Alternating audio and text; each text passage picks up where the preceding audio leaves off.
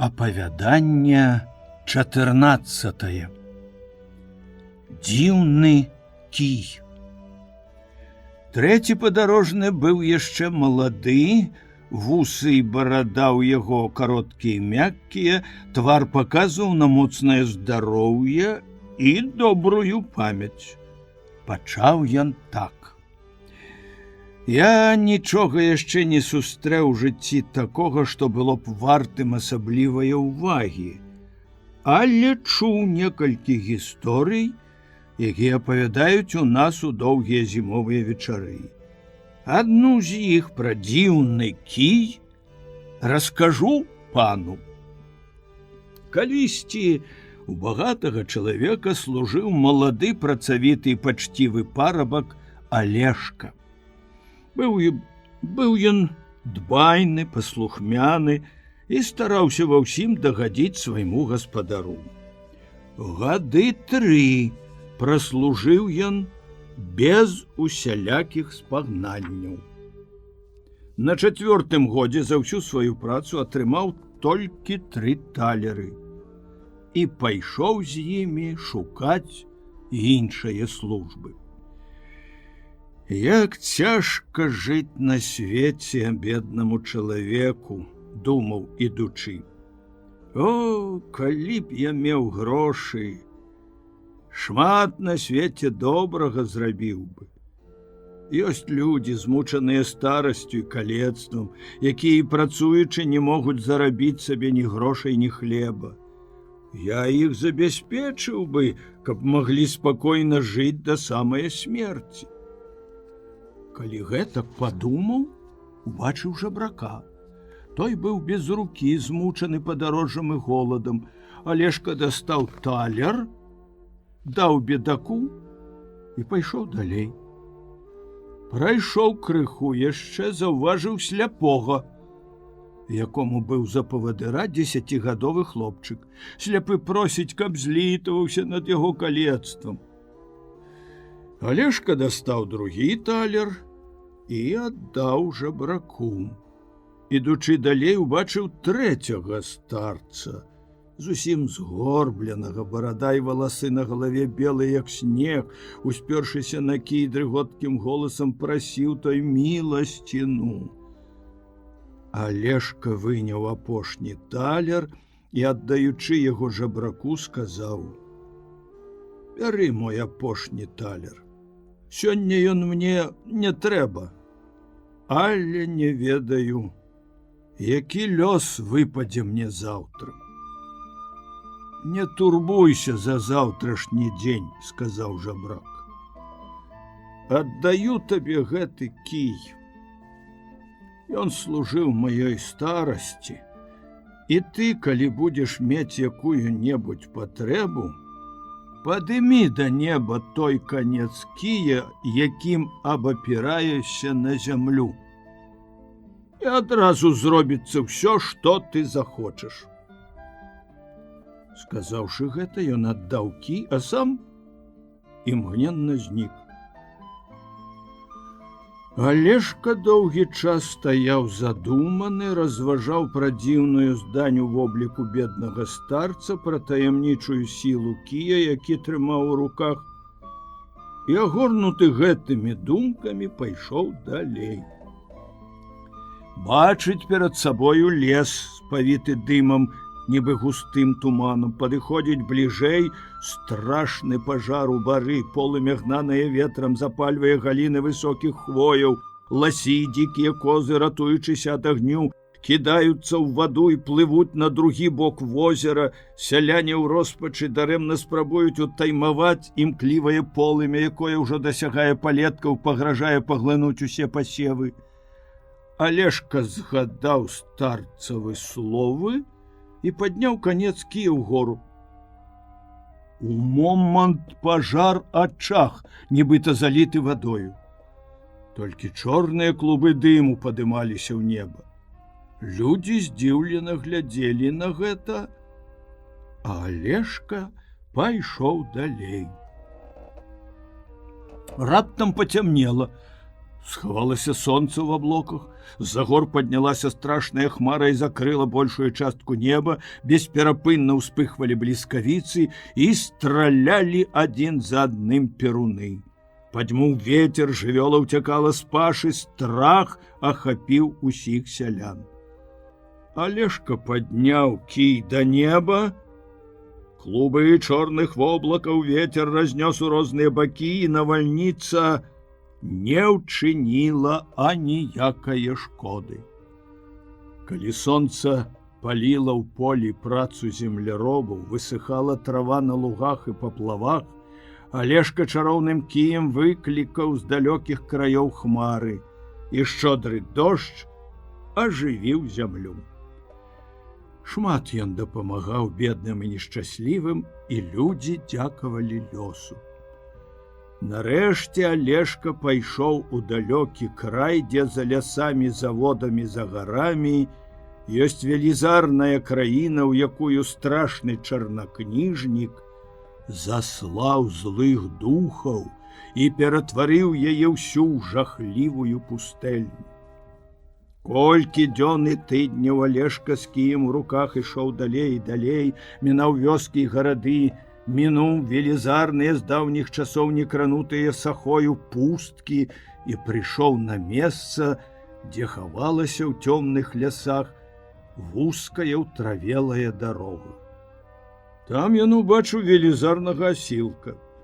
Найвышэйшыя бярозы ледзь маглі вершалінамі дастаць да яго шырокіх рамёнаў. Ён адною рукою выдзіраў з зямлі стагадовыя дубы і, перанёсшы іх на новае месца, саджаў зноў у зямлю. Калі ўбачыў вандроўніка, пагрозліва закрычаў: «Чого ты прыцягнуўся ў гэтыя цёмныя лясы? Загінеш, як нікчэмны чарвяк!» «Я не такі палахлівы, як табе здаецца», — адказаў Алешка і ўзняў канец кія ў неба. Зашумеў лес, і вокамгненна ўпалі велізарныя дрэвы, вырваныя з зямлі, нібыта прайшла па іх страшная бура. Сам асілак, пакараны незразумелаю сілаю, паваліўся, як стагадовы дуб, на дол і попрасіў літасці: «Хто ты? І што робіш у гэтай глухой пустэльні?» — спытаўся Алешка. «Тут недалёка межа царства вялікага чарнакніжніка», — сказаў асілак. «Я дубіня, яго лёкай, вартую гэтыя цёмныя лясы, а цяпер хачу служыць табе. Устань і вартуй лясы, але не нападай на вандроўнікаў, дапамагай ім». Сказаўшы так, Алешка пайшоў далей. Ідзе праз цёмныя бары, бачыць перад сабою толькі хвоі, а над сабою неба. Сустракае толькі дзікага звера. Часам адзываецца здалёку пугач. Калі прайшоў цёмныя пусткі, нечакана адкрылася яго воку велізарная даліна, пасярод якой плыла шырокая рака, зарослая па берагах густым чаротам, і, бегучы з розных бакоў, ліваліся ў яе ручаінай. На высокім беразе сядзеў асілак, падобны да велізарнае скалы. На яго галаве раслі такія цвёрдыя валасы, што ветер не мог варухнуць іх. З-пад носа тырчалі велізарныя вусы. Ён закідаў іх на самую сярэдзіну ракі, выцягваў вялікія рыбіны, што былі яму за ежу. Калі гэтая пачвара ўбачыла Алешку, дык закрычала: «Чаго ты Ну чого ты прыцёгся сюды? Ані човен рыбацкі, ані дзікі звер не пераплывалі гэтыя ракі.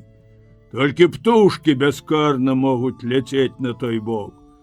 Загінеш тут за свае дурное смеласці». «Я не баюся тваіх пагрозаў», — адказваў Алешка і ўзняў кій у неба. Завірылася вада, і рака, нібыта падаючы з высокіх гор, пачала змываць імкліваю плынню берагі. Паваліўся асілак, як скала, падмытая вадою, скарыўся і попрасіў літасці. Ты хто? Навошта, жывучы тут адзін, забараняеш хадзіць іншым? Спытаўся Алешка. Тут недалёка мяжа царства вялікага чарнакніжніка. Я пруд яго лёкай. Вартую гэтую рэчку, каб ніхто не пераплываў яе. А цяпер хачу табе служыць. Устань. Можаш лавіць рыбу ў гэтай рацэ, але не чапай вандроўнікаў, не забараняй пераплываць на той бераг, а нешчаслівым дапамагай. А цяпер пакажы, дзе можна перайсці на другі бераг ракі. Калі так сказаў, супакоілася вада, а пруд перакінуў вуз на другі бераг. Алешка прайшоў па ім, нібыта па плывучым мосце, падняўся на высокі бераг і рушыў далей. Неўзабаве ўбачыў ён перад сабою вяршыню велізарных гор, што ўздымаліся над усёй зямлёю, нібыта хмары перад рабінаваю ноччу. Падышоў бліжэй і ўбачыў асілка, які быў мацнейшы і страшнейшы за дубіню і пруда. Гэты волат збіраў горы і скалы ў адно месца і, стаўляючы іх адна на адну, будаваў мур, які быў ужо вышэй за аблокі. Убачыўшы вандроўніка, ён закрычаў страшным бэгрымоты голасам так, што задрыжала ўся ваколіца. Куды ідзеш, небарака? Не пералятае праз гэтае месца ні арол, ні сокал. І воблакі далей не плывуць. Загінеш, як нікчэмны чарвяк. Я не баюся тваіх пагрозаў, адказваў Алешка і ўзняў кій у неба. Абваліліся скалы і горы. Скаланулася зямля. Перапалоханы асілак зваліўся на дол і попрасіў літасці. Ты хто? Каму ты служыш, носячы гэтыя скалы і горы на плячах? Навошта трэба гэтая сцяна, вышэйшая за аблокі? Я Гарыня, лёкай вялікага чарнакніжніка, тут мяжа яго царства. Ён не любіць птушак, хмары ветру, хоча патушыць на небе сонца і зоркі, каб была вакол толькі цемра. Але табе само неба спрыяе. Ты мацнейшы за майго гаспадара. А таму я хачу кінуць гэтую цяжкую працу, служыць табе і ісці туды, куды ты загадаеш. Хадзем у царство вялікага чарнакніжніка, будзеш мне там паказваць дарогу. І вось бачыць Алешка перад сабою смутную краіну, дзе знямела ўся прырода, ані звера, ані чалавека. На пагорках узвышаліся руіны старых замкаў, а ў далінах відаць былі нейкія скамянелыя постаці, падобныя ж да жабракоў у сумным одуме. Дзе-нідзе ў тумане стаяць на грудах ніцыя бярозы, а над зацвілаю вадою самотныя вербы. У некаторых мясцінах былі чорныя лясы, але аніводная птушка не абзывалася ў тых лясах. Толькі паўсюль лёталі крумкачы. Чорныя птушкі сабраліся ў чараду і віселі над лесам, нібы чорная хмара. Цёмны туман з усёй прасторы аддаляўся ўсё больш і больш, і з яго ўтвараліся дзіўныя страшныя постаці, нібыта войска на конях плыло ў паветры, як дым гінула воддаль. Што гэта за здані? Спытаўся Алешка. Гэта сілы вялікага чарнакніжніка, якія слабеюць ад ветру, што блукае па свеце. Што гэта за нямыя камяні, якія здалёк нагадваюць скамянелых людзей, то жыхары гэтае зямлі. Ніцы, бярозы і вербы над вадою, іх жонкі, маткі і сёстры. Ты моцаю свайго кія можаш адчараваць іх. Алешка ўзняў кій у неба. Павеяў лагодны ветрык, неба распагодзілася, разлілося вясенняе святло, зашумеў лес, ажылі дрэв, зазеленелі пекнымі барвамі. Нечакана ў паветры ў гушчарах загучалі птушыныя песні. Людзі, што былі падобныя на камяні, уздымалі рукі і вочы да неба. Ніцы, бярозы ды вербы на берагах рэчак перамяніліся прыгожых кабет і хадзілі па квяцістых лугах, звінелі крыніцы, рэкі ды азёры свяціліся, як люстэркі, вёскі ды замкі напоўніліся людам. Неўзабаве ўвесь гэты край заквітнеў шчасцем і дастаткам.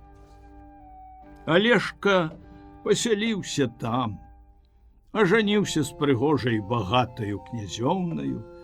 Было гучнае вяселле ў палацы, які свяціўся золатам і срэбрам. Сабралася шмат князёў, графаў і іншых знакамітых гасцей. Некалькі дзён і начэй гучала музыка. І я там быў. Мёд, віно піў і весела гуляў. Добрае апавяданне, сказаў Завальня. За 3 талеры, ахвяраваныя жабракам, вызваліў увесь край ад няшчасця і сам стаў шчаслівы. Але яшчэ не поўнач. Можа, што раскажа нам і 4-ы ваш таварыш?